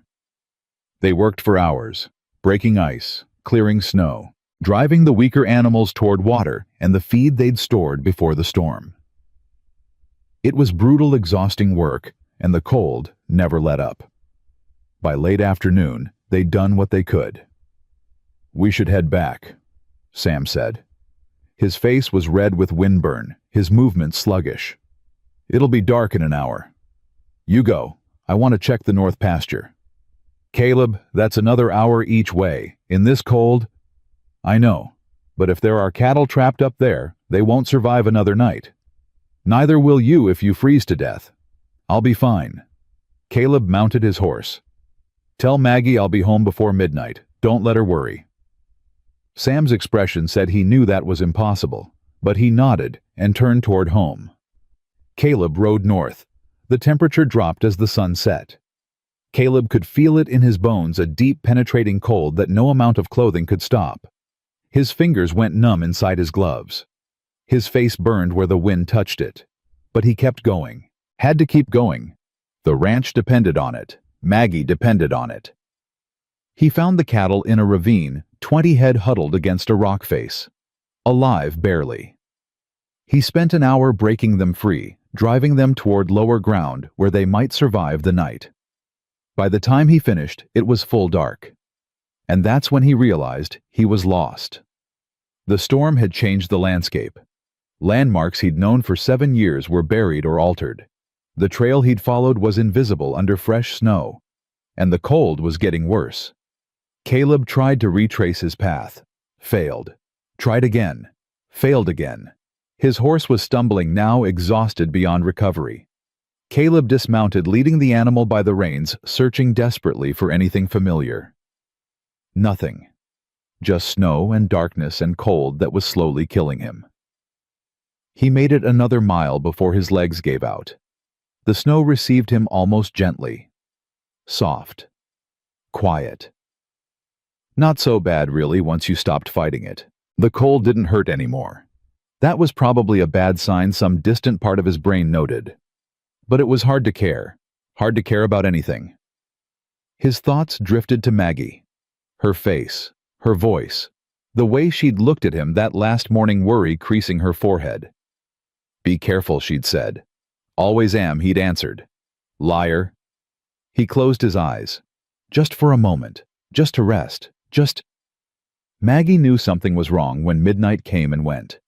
She'd been pacing for hours, watching the window, listening for hoofbeats that never came. Sam had returned at dusk with Caleb's message, and she'd tried to believe it. Tried to trust that he knew what he was doing. But midnight passed. Then 1 o'clock. Then 2. He's not coming back on his own, she said. Sam stood by the fire, his face grim. Mrs. Harden, in this cold in the dark. I know what you're going to say. It's too dangerous. We should wait until dawn. We'd just get lost ourselves. She grabbed her coat. I don't care. Maggie, he's my husband. The words came out fierce, desperate. He's out there somewhere, maybe hurt, maybe dying, and you want me to sit here by the fire and wait? I want you to survive. That's what Caleb would want too. Caleb doesn't get to decide for me anymore. She was already pulling on gloves, wrapping a scarf around her face. I'm going. You can come with me or stay here. Your choice. Sam looked at her for a long moment. Then he grabbed his own coat. Wilson, he called. Saddle 3 horses. We're riding out. They left within the hour. Maggie led the way, following the route Sam described toward the north pasture. The moon had risen, casting silver light across the snow. Beautiful in a terrible way, like a painting of death. She pushed the thought away. Caleb. She called his name into the wind. Caleb. Nothing. They rode for an hour, then 2. The cold was vicious, biting through every layer she wore. Her face was numb. Her fingers ached despite the gloves, but she kept going. She had to keep going. There, Wilson pointed. A shape in the snow, too big to be adrift. Maggie's heart stopped. She spurred her horse forward, leaping from the saddle before the animal fully stopped. She fell to her knees beside the shape, brushing away snow with frantic hands. Caleb. He was still, so still. His face was white, his lips blue, his eyes closed. No. The word tore from her throat. No, no, no. She pressed her hand to his chest. Felt nothing. Pressed harder. There. A heartbeat. Weak. Irregular. But there. He's alive. She was crying now, tears freezing on her cheeks. Sam, he's alive. They worked fast, wrapped him in blankets, loaded him onto the travois Wilson had thought to bring, started the long journey home. Maggie rode beside the travois, one hand on Caleb's chest, feeling for his heartbeat. It was there, still there, barely there. Don't you dare, she whispered. Don't you dare leave me, not now, not after everything. He didn't respond, but he didn't die either. They reached the ranch house at dawn. Sam and Wilson carried Caleb inside while Maggie prepared the bedroom, stoked the fire until the room was sweltering, piled blankets on the bed, heated water for warm cloths. Then she went to work. She stripped off his frozen clothes with hands that wouldn't stop shaking, wrapped him in heated blankets, pressed warm cloths to his chest, his arms, his legs, talked to him constantly, even though he couldn't hear. You stubborn, impossible man. You promised me. You promised you'd be careful. And then you go and nearly kill yourself over some stupid cattle. His skin was warming. Slowly. Too slowly. I didn't come 2,000 miles to be a widow, Caleb. I didn't agree to this marriage just to lose you. So you're going to wake up. You're going to be fine. And then I'm going to be furious with you for the rest of our lives. Hours passed. Sam brought food she didn't eat, coffee she barely touched. He offered to take over, give her a break. She refused. He's my husband, she said. I'm not leaving him. The fever came in the afternoon. His body, fighting the cold damage, began to burn instead. He thrashed, moaned, called out names she didn't recognize. His skin went from ice cold to furnace hot. Maggie fought that too, cool cloths on his forehead. Water dripped between his cracked lips. Prayers she hadn't said since childhood whispered into the silence. Please, please, please. Somewhere in the darkness, his darkness, not the world's Caleb, became aware of warmth. It was wrong. He shouldn't be warm. He'd been cold. So cold. Cold that went all the way down to his soul and stayed there. But now there was warmth. And a voice. Maggie's voice. Stubborn man. Promised me. Going to wake up. He tried to open his eyes. Couldn't. Tried to speak. Couldn't do that either. But he could hear her, could feel her hand in his, could sense her presence beside him like a fire in the darkness. She'd found him. Somehow, impossibly, she'd found him. He tried to hold on to consciousness, to let her know he was still there. But the darkness was heavy, and he was so tired. He let go, and fell. Maggie saw the moment he slipped away.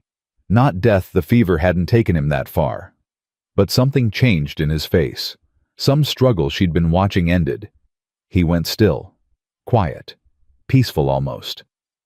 No. She gripped his hand harder. Caleb, stay with me. Don't go where I can't follow. His heartbeat steadied. His breathing deepened. And then slowly, his eyes opened. Maggie. The word was barely a whisper, cracked and rough and the most beautiful sound she'd ever heard. I'm here. She was crying again. I'm right here. You found me. Of course I found you. You think I'd let you die out there alone? A ghost of a smile crossed his face. Should have stayed. Home. Dangerous. Everything worth doing is dangerous. She pressed her forehead to his. Don't you ever do that to me again. Do you understand? Never again. I'm sorry. You should be. Thought about you. His voice was getting stronger. When I was out there. Thought about how I never told you. Told me what? He raised his hand, weak, trembling, and touched her face. I love you. The words hit her like a physical blow. Caleb, no, it's too soon. No, we barely, but I do. I love you, Maggie. Wanted you to know. In case. There is no in case. She grabbed his hand, held it against her cheek. You're going to be fine. You're going to recover. And we're going to have years to figure this out. Do you? He swallowed hard. Do you feel? Yes. The word came out before she could stop it. Yes, I feel it too. I don't know when it happened or how, but I do. I love you, Caleb. I love your stubborn, impossible, nearly got yourself killed self. His smile widened, weak but real. Good. That's good. Now rest. You need to heal. Stay with me. Always. She lay down beside him, careful not to jostle his battered body. I'm not going anywhere. His arm found its way around her, weak, but present. They lay together in the dim room, and for the first time since she'd found him in the snow, Maggie let herself believe he would survive. The recovery was slow. Days of fever and chills and weakness that kept Caleb bedridden. Maggie rarely left his side. She fed him broth when he could stomach it, changed his bandages when the frostbite blisters wept, talked to him through the long nights when pain kept him from sleeping, and gradually he got better. The fever broke on the 4th day. The color returned to his face on the 5th. By the end of the week, he was sitting up demanding to know what was happening with the ranch. The ranch is fine, Maggie told him firmly. Sam and Wilson are handling everything. You just worry about getting better. I've been in this bed for a week. And you'll be in it another week if that's what it takes. She pressed a hand to his chest when he tried to rise. Caleb, you almost died. Your body needs time to heal. My body is fine. Your body is a mess. The doctor said, the doctor's a drunk who charges too much and knows too little. The doctor said you're lucky to still have all your fingers and toes. Another hour out there and you'd be losing limbs. That shut him up. You need to rest, Maggie said gentler now. I know it's hard. I know you're not used to depending on anyone. But this is what partnership means, Caleb. You take care of me. I take care of you. That's the deal. He was quiet for a long moment. I'm not good at this, he said finally. Being taken care of. Being vulnerable. Needing help. It makes me feel... He searched for the word. Weak. You almost died trying to prove you were strong. How did that work out? A bitter laugh. Point taken. Maggie sat on the edge of the bed, taking his hand. You're not weak, Caleb. You're one of the strongest people I've ever known. But strength isn't about never needing anyone. It's about having the courage to need someone and trust them anyway. That's terrifying. I know. She squeezed his hand. But I'm terrified too. Every time you ride out, every time you push yourself too hard, I'm scared I'll lose you. That's what love is. Being scared and choosing each other anyway. He was quiet again, processing. When I was out there, he said slowly, lying in the snow thinking I was going to die, the only thing I regretted was not telling you how I felt, not being brave enough to say the words. You said them. Because I thought I was dying. That doesn't count. It counts. Maggie lifted his hand to her lips, kissed his battered knuckles. But if you need to say it again when you're not delirious with fever, I'm listening. I love you, Maggie. The words came easier this time. Not because you saved my life, though you did. Not because you're my wife, though you are. Because you're you. Because you challenge me and support me and refuse to let me be less than I can be. That's better. Her eyes were bright with unshed tears. I love you too. For the record. Good.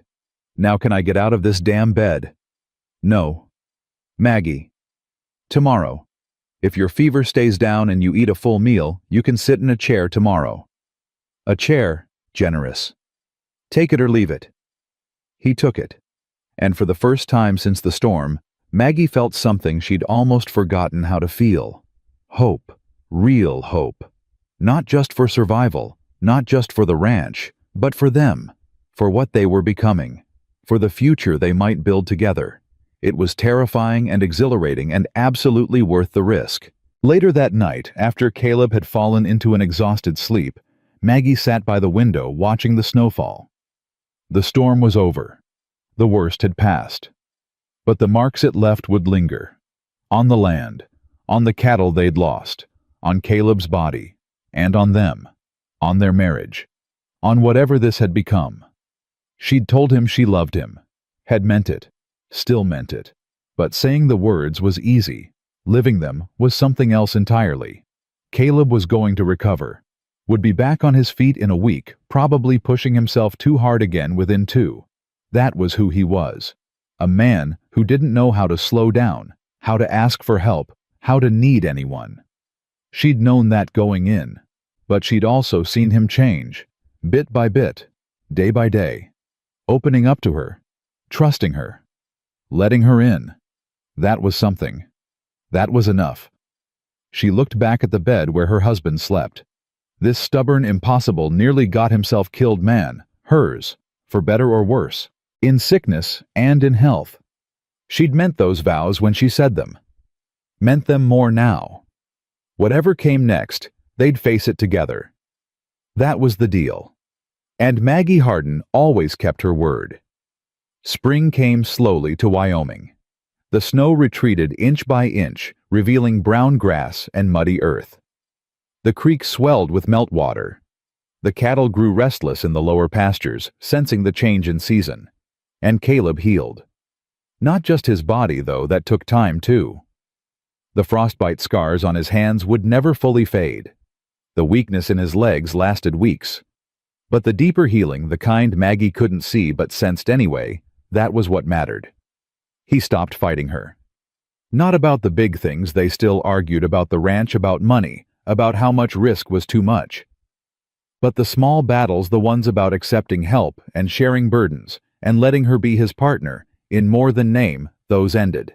I need to check the north fence, he said one morning, 3 weeks after the storm. We need to check it, Maggie corrected. I'm coming with you. He didn't argue, just nodded, handed her the reins of her horse, and rode out beside her. Progress. The fence was damaged in several places, wire stretched or broken posts, leaning at angles. They spent the morning making repairs, working side by side with an efficiency born of practice. Remember when you couldn't tell a fence post from a hitching rail? Caleb asked. Remember when you thought I couldn't ride? He smiled. That smile she'd grown to love, reluctant, rare, but genuine when it appeared. You've changed, he said. So have you. Have I? Maggie straightened, wiping sweat from her forehead. The man I married wouldn't have let me ride out here with him. Wouldn't have trusted me to help with repairs. Would have insisted on doing everything himself. The man you married was an idiot. He was scared. She crossed to him, took his hand. There's a difference. Caleb looked at their joined hands, rough and calloused and scarred. His from years of ranching, hers from months of becoming a rancher. I'm still scared, he admitted. Every day. That this won't last. That I'll mess it up somehow. That you'll realize you made a mistake and... Stop. Maggie squeezed his hand. I'm not leaving. I've told you that 100 times. I know. I'm trying to believe it. Then try harder. She pulled him toward her, kissed him with the confidence of someone who knew she belonged. I'm here, Caleb. I chose you. I keep choosing you. When will that be enough? I don't know. His voice was rough. Maybe never. Maybe the fear never goes away completely. Then we live with it together. That's what marriage is. He wrapped his arms around her, holding tight. How'd I get so lucky? You weren't lucky. You were desperate. I happened to be convenient. That's not true anymore. No. She smiled against his chest. It isn't. They finished the fence repairs and rode home together. That night, lying in bed, Caleb made a decision. Maggie. She was half asleep, warm and content beside him. I want to do this right. Do what right? Us. Our marriage. He sat up, reaching for something on the bedside table. When we got married, it was rushed. Legal necessity. I didn't even have a ring. I didn't need a ring. But you deserved one. He pressed something into her hand. Cool metal, smooth stone. Maggie opened her palm. A ring sat there, simple gold band with a small green stone that caught the lamplight. It was my mother's, Caleb said quietly. The only thing of hers I have. My father pawned everything else, but I hid this. Carried it for 15 years, never knowing why. Caleb, I know why now. He took the ring from her palm, held it up. Margaret Sinclair Hardin, will you marry me for real this time? Not because the law demanded it. Not because we were both desperate, but because I love you. Because I want to spend the rest of my life waking up beside you. Her eyes were wet. We're already married. I know. I'm asking anyway. She laughed, a watery sound choked with emotion. Yes, of course yes. He slid the ring onto her finger. It fit perfectly. There, he said. Now it's official. It was always official. Now it's real. She kissed him, then pulling him down to her with an urgency that had been building for months. This time, neither of them held back. Afterward, tangled together in the darkness, Maggie traced the scars on his hands. Tell me about her, she said. Your mother. Caleb was quiet for a moment. He never talked about his mother, never let himself remember. She was strong, he said finally. Stronger than my father, though she never let him know it. She kept us together through every one of his schemes, every failed venture, every broken promise. You loved her. More than anything. His voice caught. When she died, it felt like the world ended. I was 11, too young to understand why, too old to believe it wasn't my fault. It wasn't. I know that now, didn't know it then. He turned to face her. She would have liked you. You think so? I know so. She always said I needed someone who could stand up to me, someone who wouldn't let me hide behind walls. He touched Maggie's face. She was right. I wish I could have met her. Me too. They lay in silence, holding each other. Outside, the wind had died down. The world was quiet and still. Caleb. Yeah. I want to have a baby. The words hung in the air. What? Not right now. Not until we're more stable. But someday. She propped herself up on one elbow. I never thought I'd want children. Never thought I'd have the chance. But with you in this life we're building. I can imagine it now. A baby. Caleb tried out the word. Our baby. Is that? Do you want that? He thought about it, really thought. He'd never imagined being a father. Had assumed he'd die alone on this ranch. No family, no legacy, just the land and the cattle and the silence. But that was before Maggie. Yeah, he said slowly. I want that, with you. Her smile was radiant. We don't have to decide anything now. I just wanted you to know. To start thinking about the future. Our future. Our future. He pulled her close. I like the sound of that. The next morning, a rider came from town. Sam brought the message to the house, a sealed envelope with the territorial court stamp. This can't be good, Caleb muttered, tearing it open. He read the letter twice, then handed it to Maggie. Thornton's dead. What? Shot trying to escape custody. He'd been transferred to the territorial prison, tried to run guard, put a bullet in him. Caleb shook his head. It's over, all of it. Maggie scanned the letter. The courts dismissed all pending challenges against our deed. The criminal charges against Billy Crane and his men are proceeding. Our property rights are fully confirmed. No more threats. No more looking over our shoulders. They stood in the kitchen, the letter between them, and let the reality sink in. For months, they'd been fighting. Against the law, against Thornton, against the rustlers and the weather and their own fears. Now suddenly, there was nothing to fight.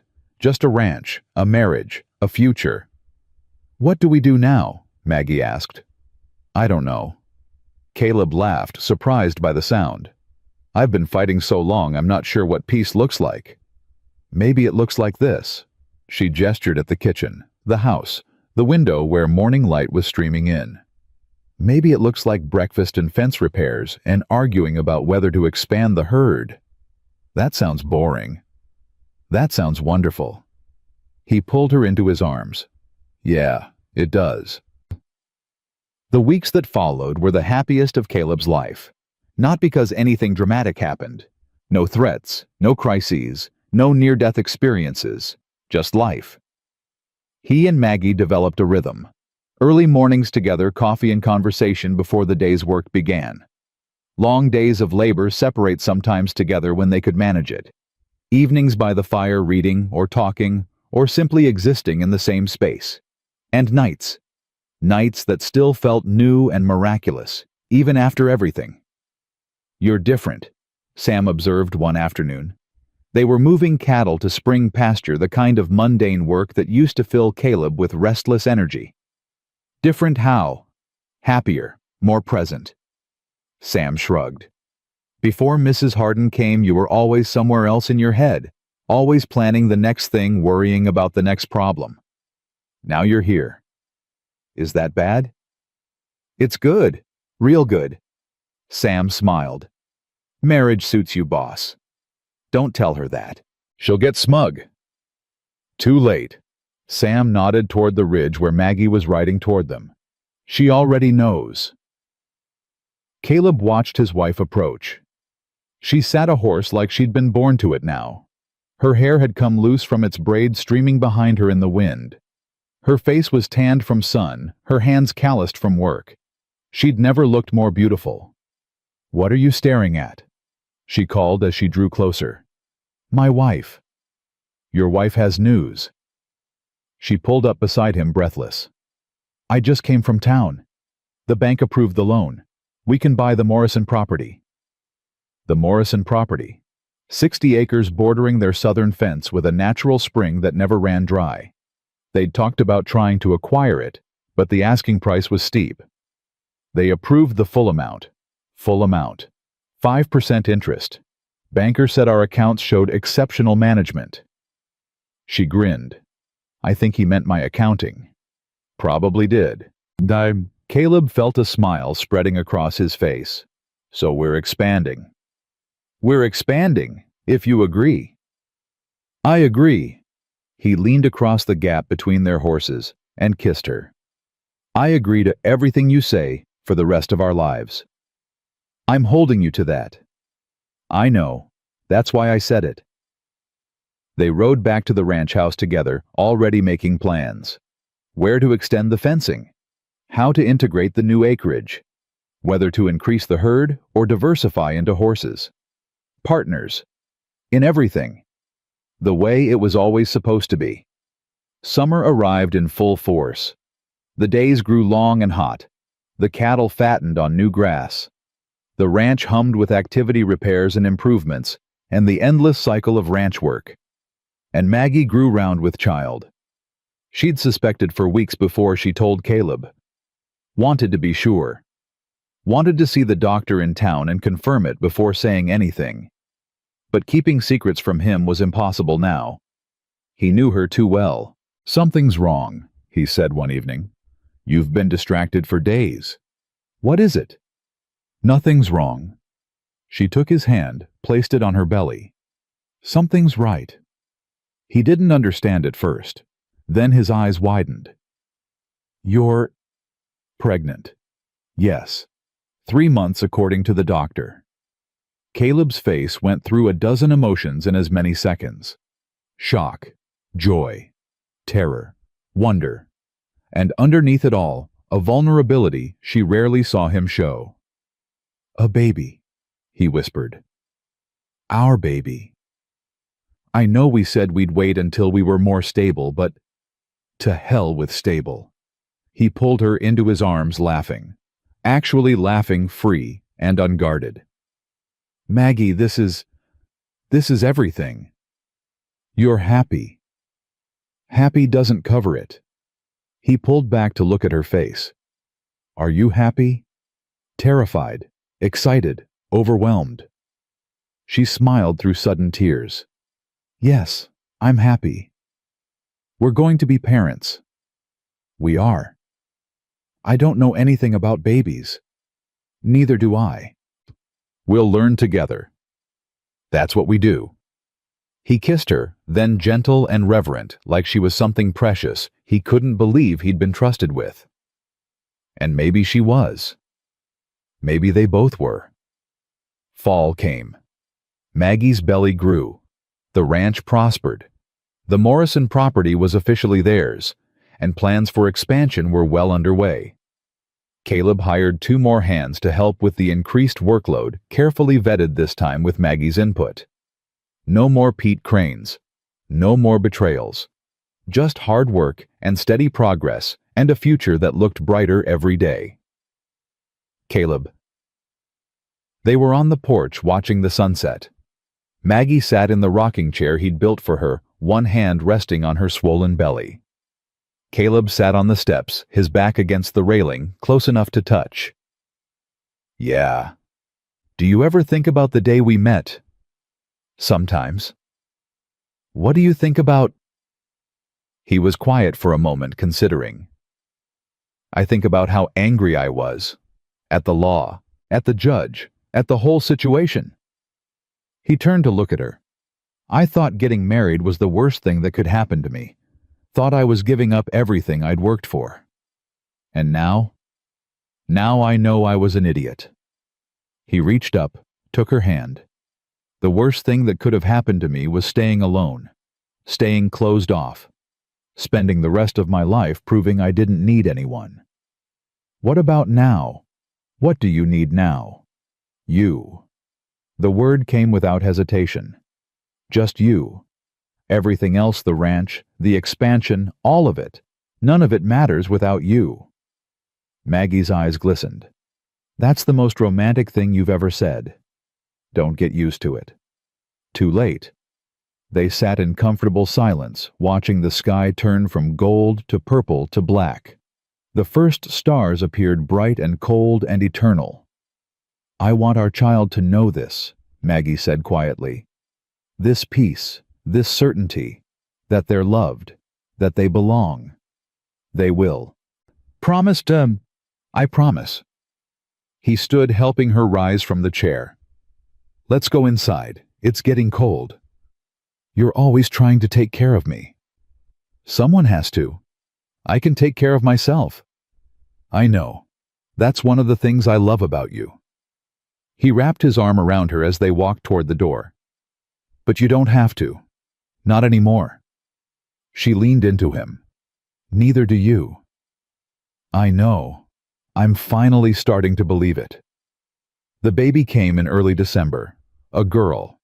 7 pounds with her mother's eyes and her father's stubborn chin. They named her Sarah after Caleb's mother. Caleb held her for the first time in the bedroom where she'd been born, this tiny creature who was somehow part of him. His hands shook, his vision blurred. She's perfect, he whispered. She's hungry, Maggie corrected, exhausted but radiant. Give her here. He handed the baby over carefully like she might shatter if he moved too fast. Watched as Maggie guided Sarah to her breast as natural as breathing. You're good at this, he said. I've had 9 months to prepare. She looked up at him. How do you feel? Terrified. That's normal. And grateful. And overwhelmed. And, he searched for the word. Complete. Complete, like something I didn't know was missing, finally clicked into place. He sat on the edge of the bed, one hand on Maggie's shoulder, the other resting near Sarah's tiny foot. I spent 15 years building walls, telling myself I was safe, but I wasn't safe, Maggie. I was empty. And now I'm full. His voice was thick, fuller than I ever knew I could be. Maggie leaned into him, their daughter between them. This is what you were building for, she said softly. All those years, all that work, you were building this, a family, a home, a life that matters. I didn't know it at the time. Most people don't. They just keep building and hope it leads somewhere good. Did it lead somewhere good? She looked at him with eyes full of love and exhaustion and absolute certainty. The best place I've ever been. Years later, Caleb would look back on that night as the moment everything changed. Not because Sarah was born, though that was part of it, but because something in him finally irrevocably healed. The last wall crumbled. The last fear released its grip. He had a family now. A wife who challenged him and supported him and loved him despite everything. A daughter who looked at him like he hung the moon. A home that was more than just land and buildings. A life. A real life. The kind his father had chased and never found. The kind his mother had dreamed of and never lived to see. The kind Caleb himself had given up on years ago. But Maggie hadn't given up on him. Had seen something worth saving in a broken man who didn't know how to let anyone in. And in saving him, she'd saved herself too. 2 people who swore they didn't need anyone. Who built walls so high they'd forgotten what the other side looked like. They'd found each other anyway. That was the miracle. That was the gift. That was everything. 20 years passed like water through fingers. The ranch grew. 3 children followed Sarah, 2 boys and another girl. The cattle operation expanded until Iron Creek Ranch was one of the largest in the territory. Caleb's hair went gray. Maggie's hands grew more weathered. But the love between them only deepened. They still argued, still challenged each other, still refused to back down from fights that mattered. But they also still chose each other. Every day, every moment.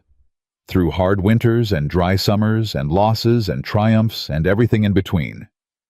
On their 20th anniversary, they sat on the porch of the house Caleb had built with his own hands, watching their grandchildren play in the yard. Sarah's oldest was 7 now, a wild-haired girl who reminded Caleb painfully of his mother.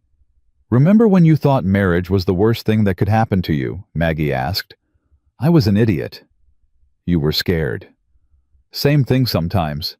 She laughed, and even after 20 years, the sound still made his heart skip.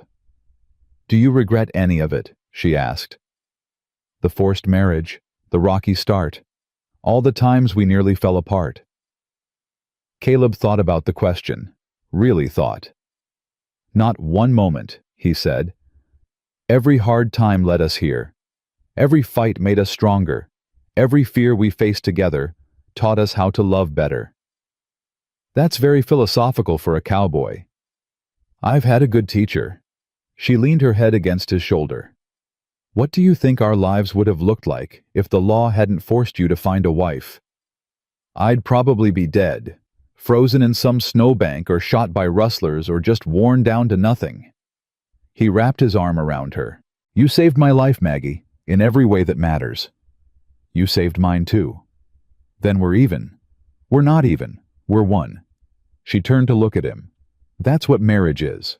Not keeping score, not measuring who gave more. Just being one thing together. One life, one future, one heart. He kissed her. 20 years of kisses, and each one still felt like a gift. I love you, he said. I know. I'm going to keep telling you anyway. I know that too. They sat together watching the sunset paint the sky in colors that never got old, no matter how many times they saw them. And in the end, that was the story. Not of a forced marriage or a legal arrangement or two desperate people making the best of bad circumstances. It was the story of love. Real love. The kind that grows from respect and partnership and choosing each other every single day. The kind that transforms strangers into soulmates. The kind that proves again and again that vulnerability isn't weakness. That needing someone isn't failure. That the bravest thing any person can do is open their heart and trust another person to hold it carefully. Caleb Hardin had spent 15 years building walls. Maggie Sinclair had spent 28 years proving she didn't need anyone. They were both wrong, and they were both grateful. Because in the end, love wasn't about being strong enough to stand alone. It was about being brave enough to stand together, and that was exactly what they did, for the rest of their lives.